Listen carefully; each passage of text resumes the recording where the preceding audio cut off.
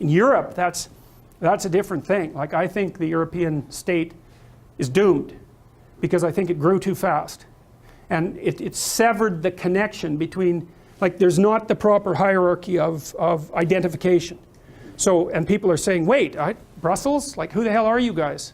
Why are you making decisions for us? And we don't agree with your decisions. And like, are you sure that Greece and Germany can be in the same place? Because that's by no means self-evident, right? The Germans aren't very happy about it, and the Greeks aren't very happy about it. And one of the rules for making an organization is that it's a lot easier to make a functional organization worse than it is to make a dysfunctional organization better. And so you might say, well, you've got Germany and France and England. Well, let's say Germany and France, powerhouses, especially Germany, they can afford to bring Greece in. Well, maybe, but there's no evidence that they can afford it. So, in 2008, when the politicians said, too big to fail, they got something truly backwards, as far as I can tell, and that was,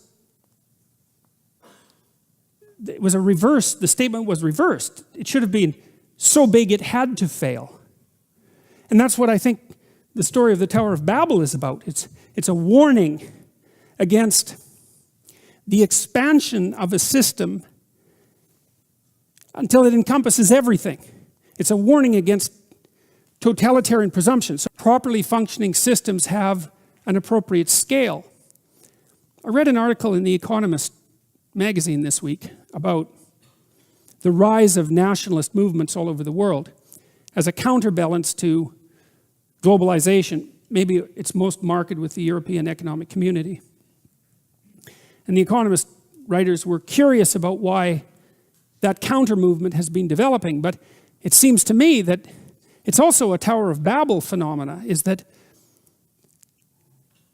and maybe this is most evident in the European Economic Community, to bring all of that multiplicity under the,